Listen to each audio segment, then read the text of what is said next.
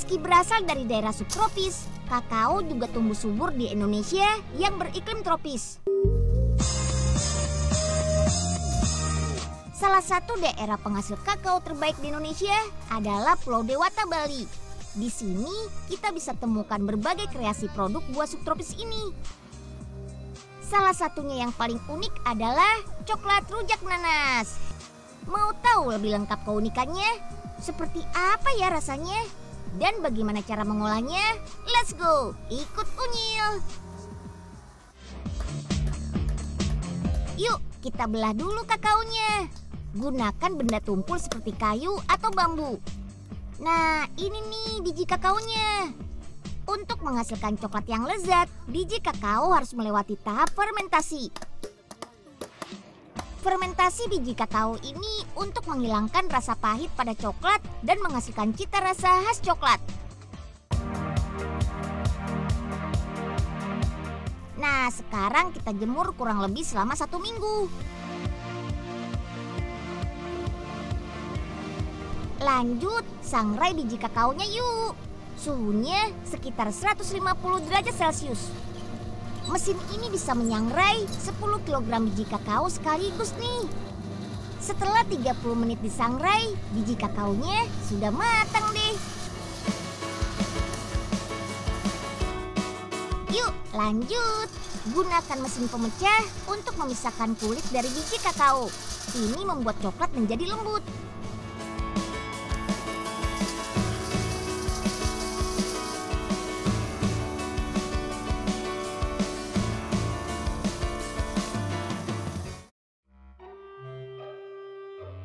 Bang Ipe, banyak bener belanjaannya. Mau ada acara apaan sih? Idih, Poga. Kepo banget sih jadi orang.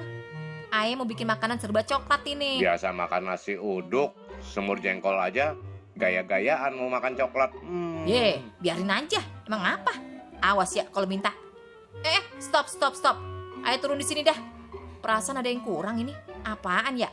Ya ilah, nanas Aye ketinggalan lagi. Waduh, kok bisa, Mpok? Ya udah dah kalau gitu, tolong ambilin nanas Aye ya. Tadi ketinggalan di tukang buah. Aye kan mau bikin coklat rujak nanas. Masa kagak pakai nanas? Tapi double ongkosnya, ya. Iya udah, gampang itu sih.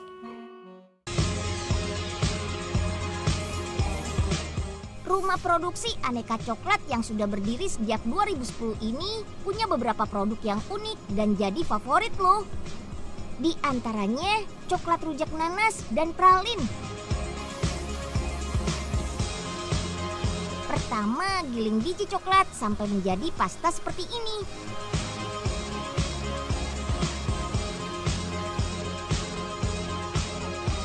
Untuk menambah rasa manis pada coklat, perlu tambahan gula nih. Aduk coklat dan gula sampai rata. Lalu tambahkan bubuk cabai dan garam. Wah, coklatnya jadi punya rasa asin pedas. Unik kan? Ini yang namanya tempering.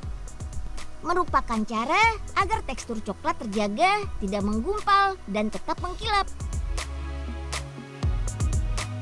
Suhu coklat harus kita turunkan nih. Salah satu caranya dikerjakan di atas meja marmer ini.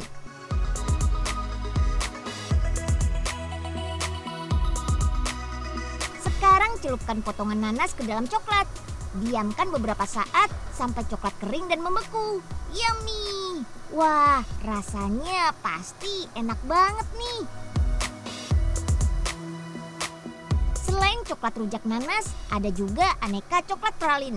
Uniknya, di sini pralinnya warna-warni dan dibuat dengan teknik khusus.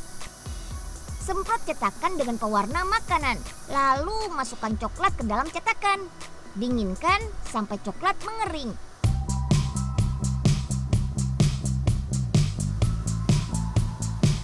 Lalu isi dengan selai aneka rasa seperti mangga, stroberi, dan jambu. Bekukan kembali di lemari es. Terakhir tuang coklat sampai terisi penuh. Sip deh, tinggal nunggu beku, pralinnya sudah jadi. Selain rasanya enak, konsumsi coklat juga banyak manfaatnya. Salah satunya bikin bahagia dan menghilangkan stres.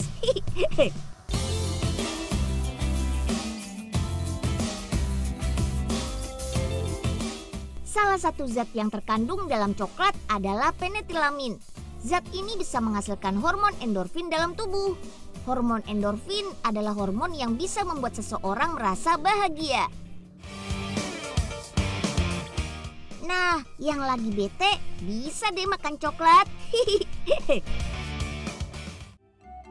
Assalamualaikum, Po Ipe. Nih nanasnya. Waalaikumsalam. Ah, kelamaan banget nih Pak Oga. Ayo udah kagak kepengen lagi makannya. Udah, bawa aja dah sono. Terus bayaran Pak Oga mana? Kan udah dapet nanas. Masa minta bayaran lagi? Kalau mau Ayah tambahin, beliin Ayah coklat rujak nanas dulu sono. Asik. Iya, Po. Siap. Di mana? Di Bali. Hah? Di Bali?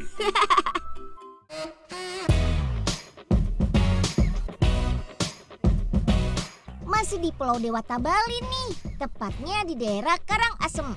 Unyil ajak kalian untuk petik bunga rosella. Rosella atau Hibiscus sabdarifa ini spesies bunga yang berasal dari Afrika. Beberapa wilayah di Afrika ada yang beriklim tropis dan subtropis. Makanya nggak heran kalau bunga rosella ini bisa cocok tumbuh di Indonesia.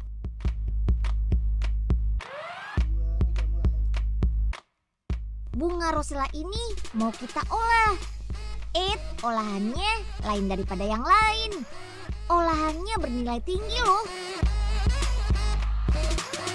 Cemilan dari bunga rosella ini bahkan sudah diproduksi massal di pabrik. Pabriknya terletak di tengah-tengah pedesaan nih. Malah pabrik ini adalah satu-satunya pabrik village base Asia Tenggara.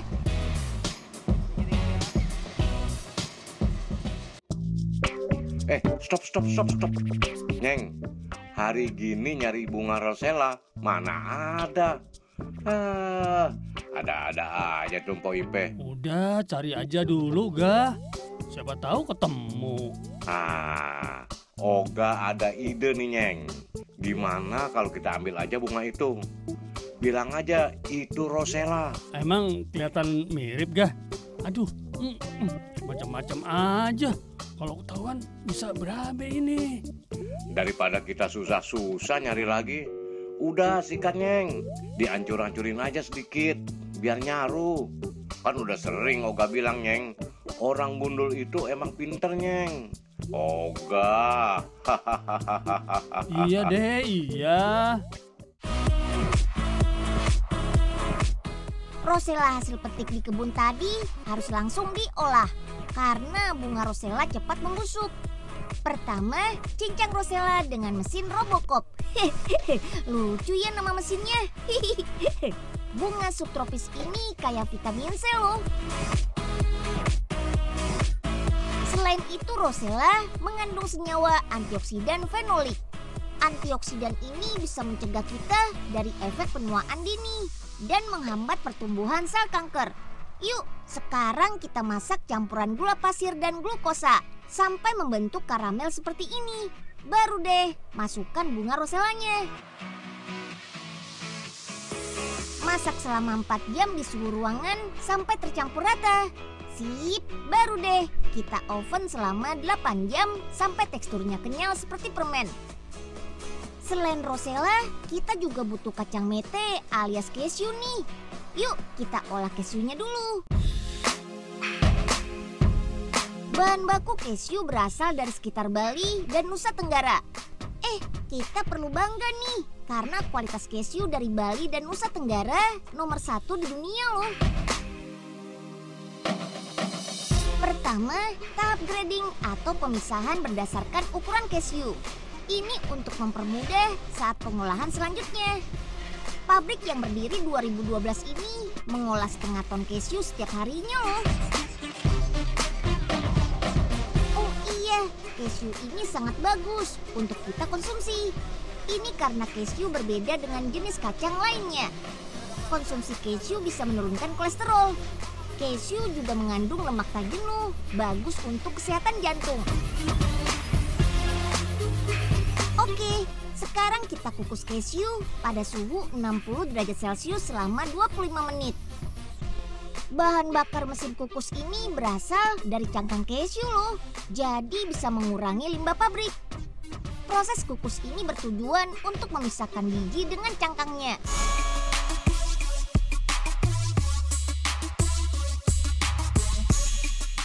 Nah, sekarang kita belah kejunya yuk. Mesin ini mampu membelah cangkang keju sebanyak 110 kg per 8 jam. Widih, banyak banget ya. Oke, sekarang giliran ibu-ibu ini bertugas mengeluarkan biji dari cangkangnya. Lanjut sortir yuk. Pisahkan keju yang sudah busuk dan terbelah.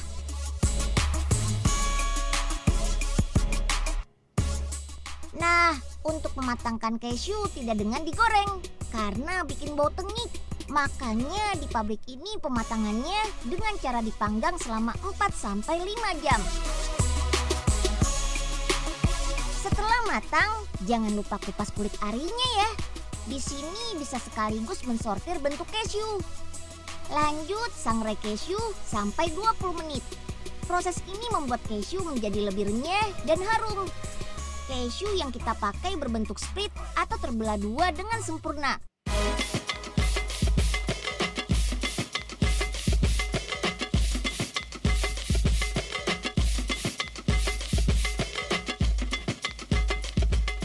Yuk, kita campur keju, rosella, daging kelapa, dan cocoa chips. Komposisi keju yang paling banyak di antara yang lain. Biar makin lengkap, tambah crumble karamelnya ya. Ini perpaduan kacang dan beras merah. Yummy!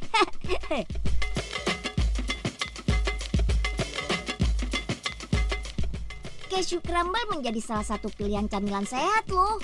Selain bebas bahan pengawet dan bebas pewarna, yang pasti rasanya juga enak banget. Nah, ini dia. Kirain Pak Ipeh ngibul, nggak balik-balik. Ya kagak lah. Nih, Ai baru bikin ramuan anti tua. Cobain dah. Bisa jadi lebih mudah gitu, Mbok. Asik. Wah, bisa banyak yang naksir nih Oga. Boleh deh, ayo kita coba Nyeng. Siap, Bos. Apaan nih? Pahit. Aduh, gak enak. Lah, pada ngapa berdua? Rosella mana ada yang pahit? Hah? Ini Rosella? Waduh Nyeng, ini kan yang kita ambil asal-asalan. Ya, senjata makan tuan ini mah gah. Aduh. Hah? Apaan? Ini bukan Rosella? Waduh, ini orang dua bener-bener ya ngibulin aye. Kena batunya kan, rasain.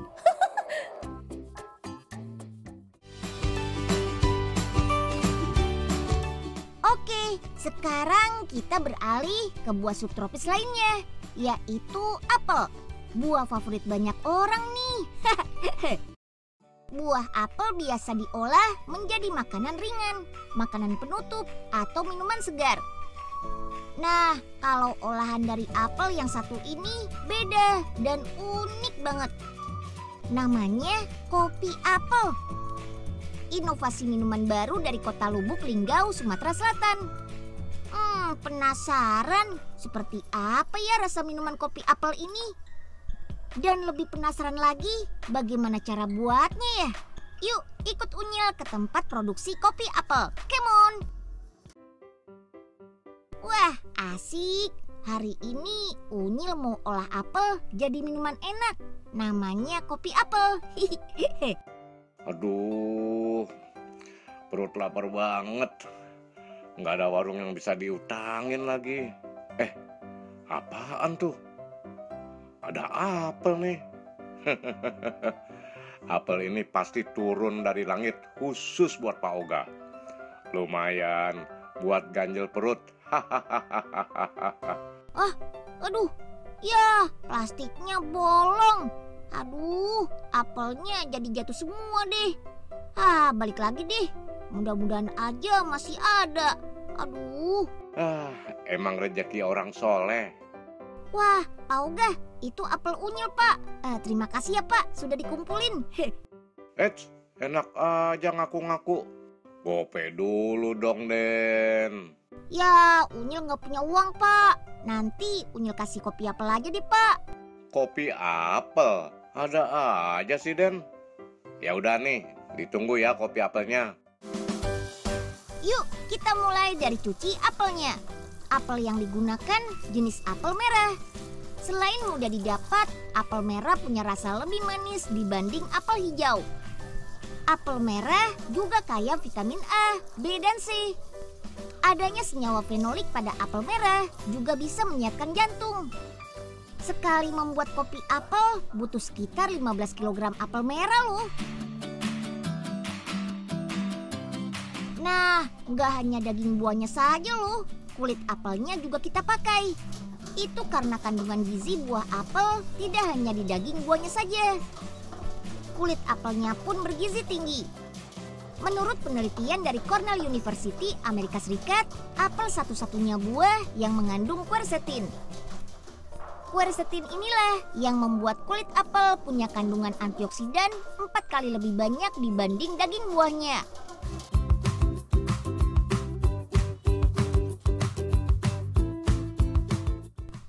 Di rumah produksi ini, biji kopi Robusta akan melewati beberapa tahap. Pertama, tahap sangrai.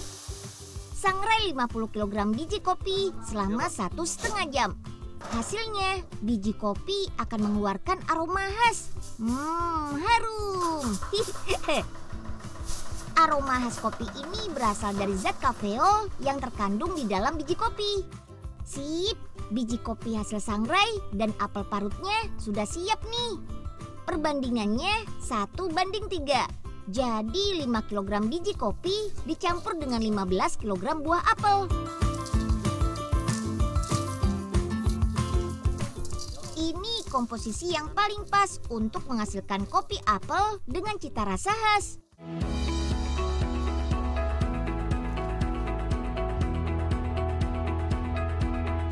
Karena apel mengandung air, jadi untuk mendapatkan tekstur kopi yang pas butuh 10 kali penggilingan loh.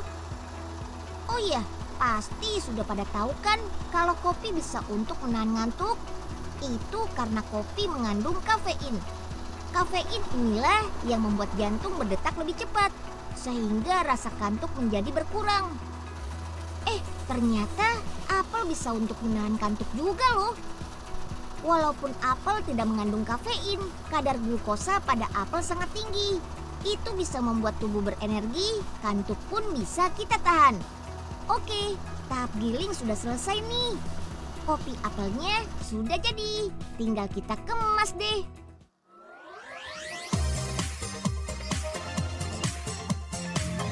Kopi apel ini bisa loh kita sajikan seperti kopi latte.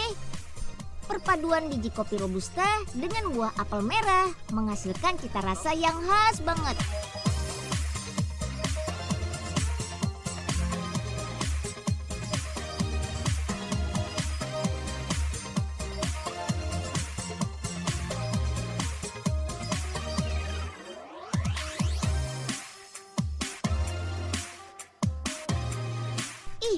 Aduh, Vera dan Bang Hengki nggak sabar tuh minum kopi apelnya.